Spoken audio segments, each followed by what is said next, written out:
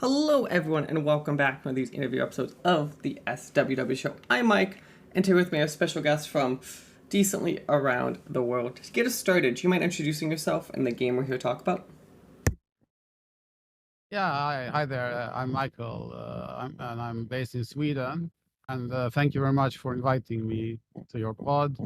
I'm the creator of this Astro Busters, which is a journey back to the nostalgic 80s with asteroids and arcade games.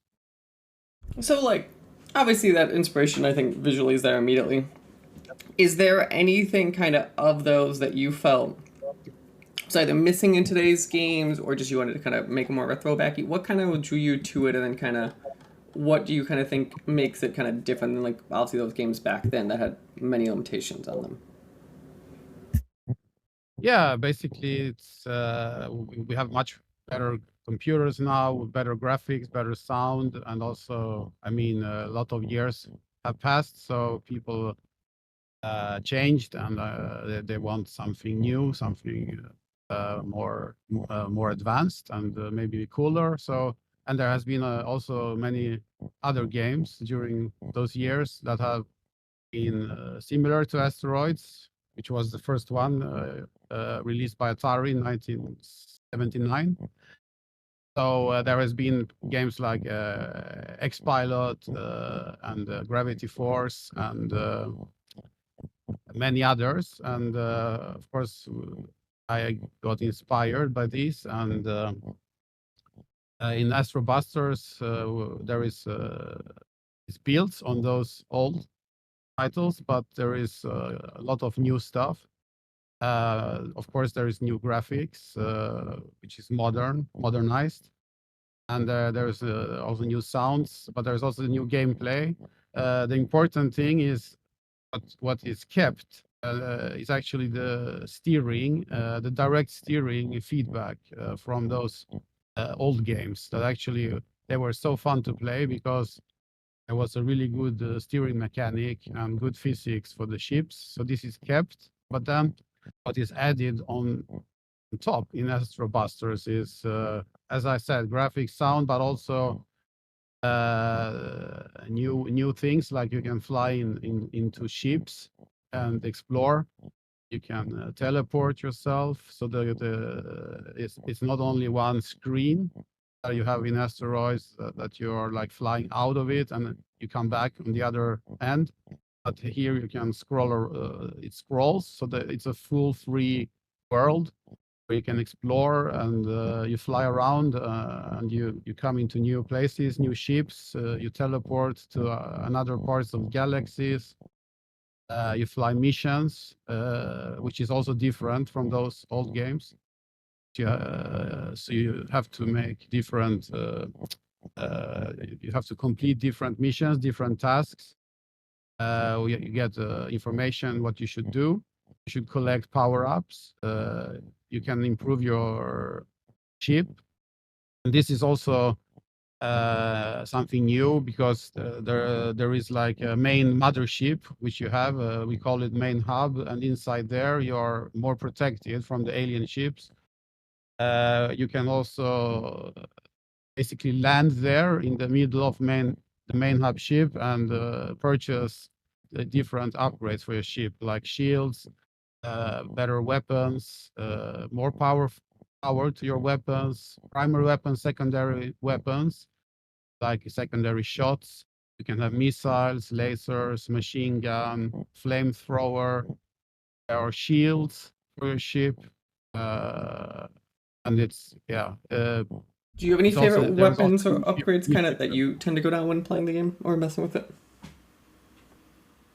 You mean what upgrades there are again? Yeah, or what are your favorites? Kind of like be like, oh, I always go down this way, or kind of when I get this weapon, it's kind of one of my favorites, or anything like that. Yeah, my favorite weapon is the machine gun. Actually, it's the newest developed. It's two guns that sit on each side of the ship, and they are firing rapidly. And you can see how the guns are moving, like left, right, left, right, left, right. And there is like a real, like a heavy sound to it, like you're used from those Arnold Schwarzenegger movies. Yeah, Like like that big meaty like poof poof poof. Yeah. yeah. So that really makes you feel powerful when you have that weapon. And there is also, as I said, there is a secondary shot to that. If you buy that in the main hub shop, and then it's like a rapid fire of that machine gun, like crazy rapid. So it's like you're like this, 100 rounds per second, basically. Small, you're saying a small fire rate is what you're telling me, a very small fire. How do you kind of? Yeah. So I'm thinking because like games, like especially you kind of look back, kind of this inspired from like obviously even arcade games. I feel like controls have changed a bit kind of over time, or kind of the feel a lot of people want in those kind of controls. How have you kind of balanced kind of this making sure it is this nostalgic older type feeling thing, but also like almost like people of today could like play it or understand it a bit?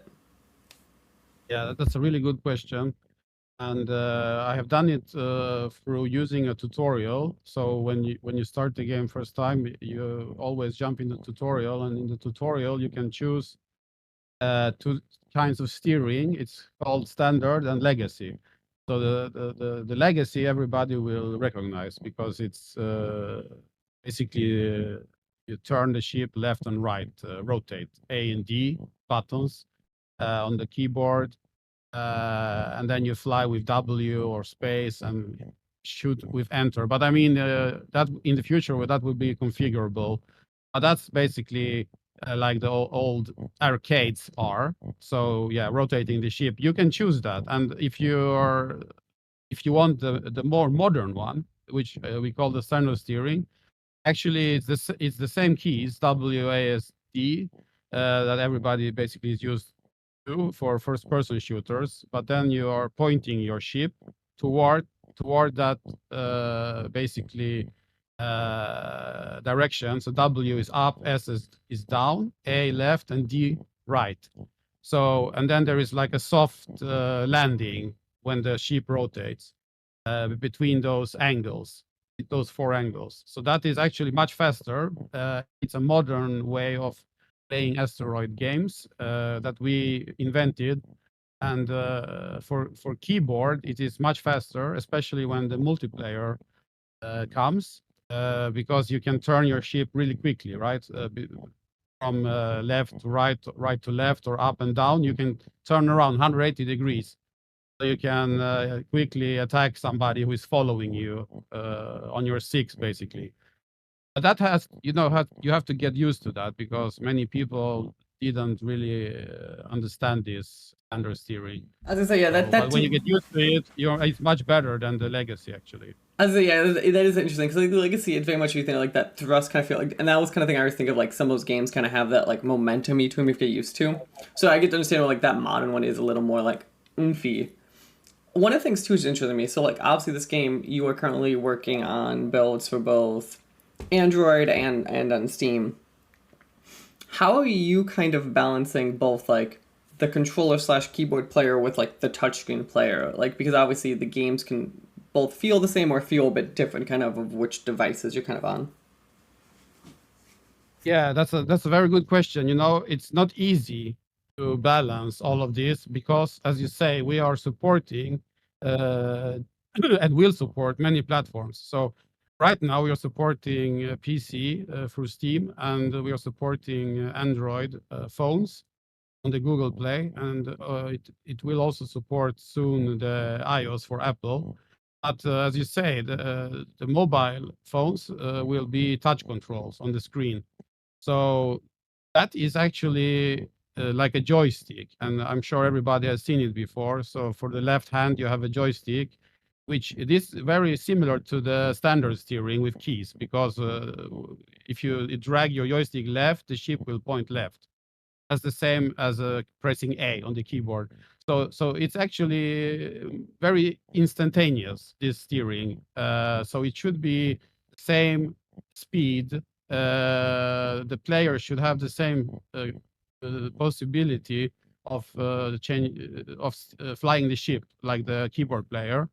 And then also we have, I forgot to mention, we have gamepad support for PC as well, for PlayStation and other gamepads, Xbox, where you can also use standard steering or the legacy steering.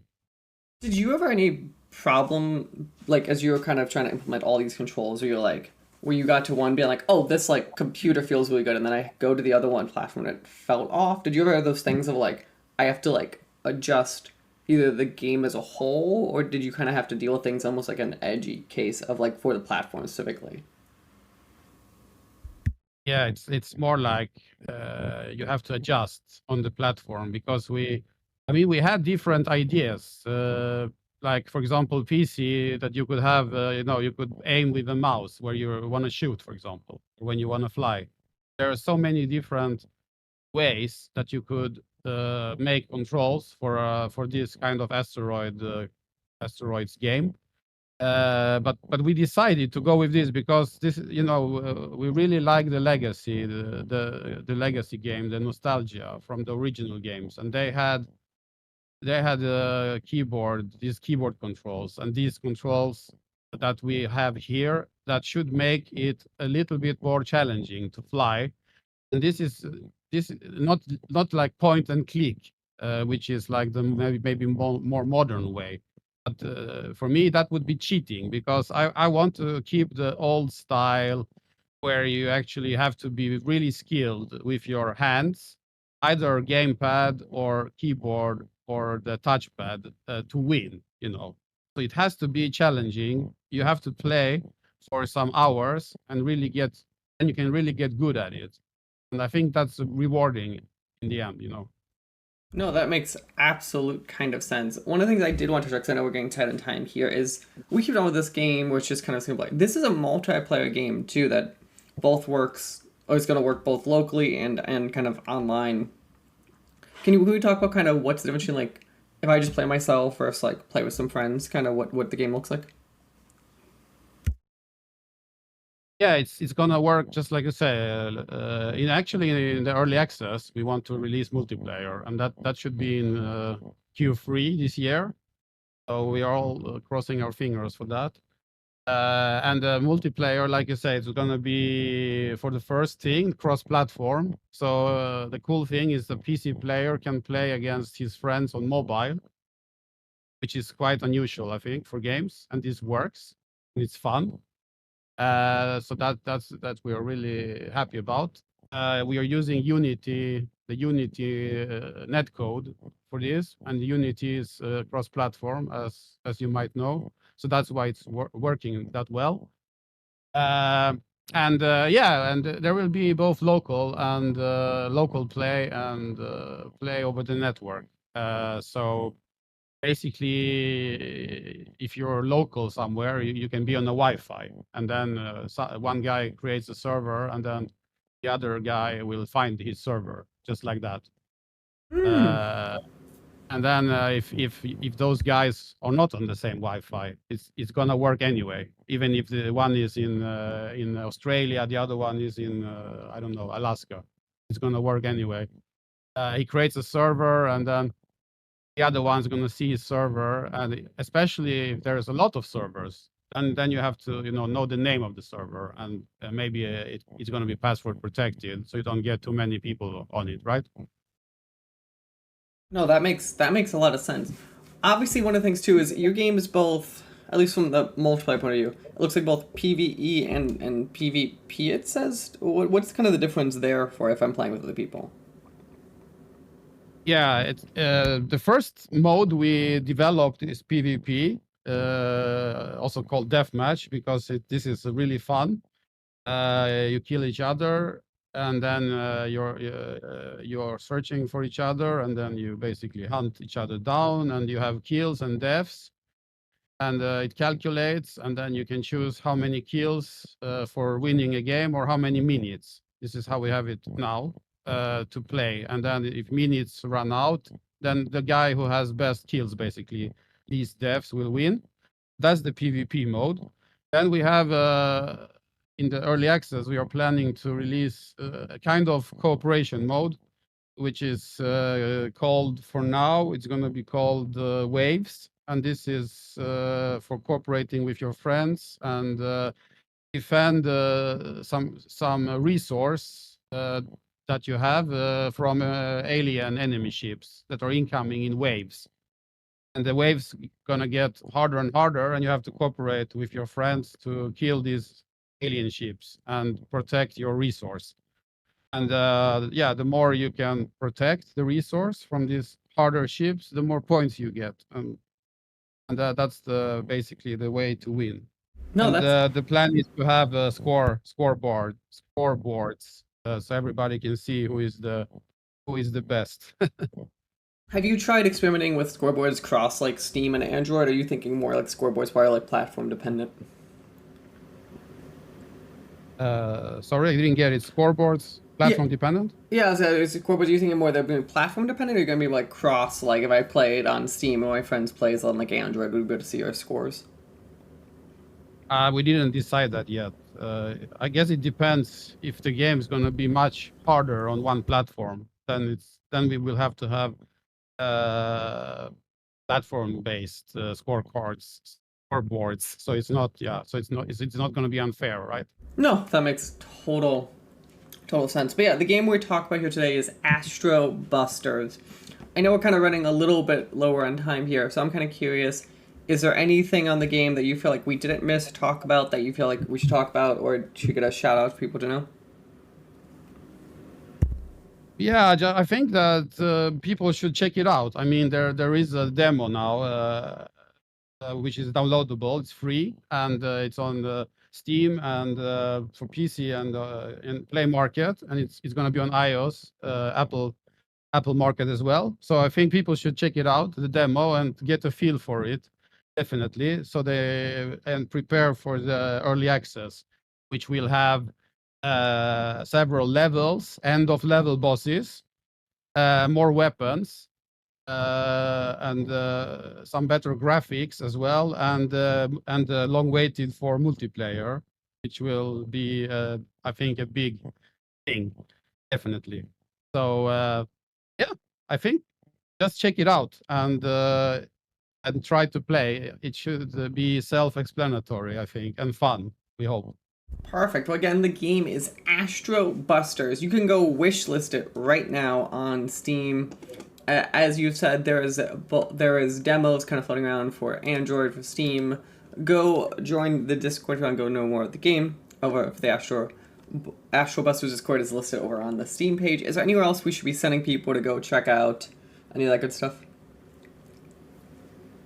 Yeah, please just send news to whoever, any players you might know who would like this, to replay these old nostalgic games, and find it more fun in the modern version.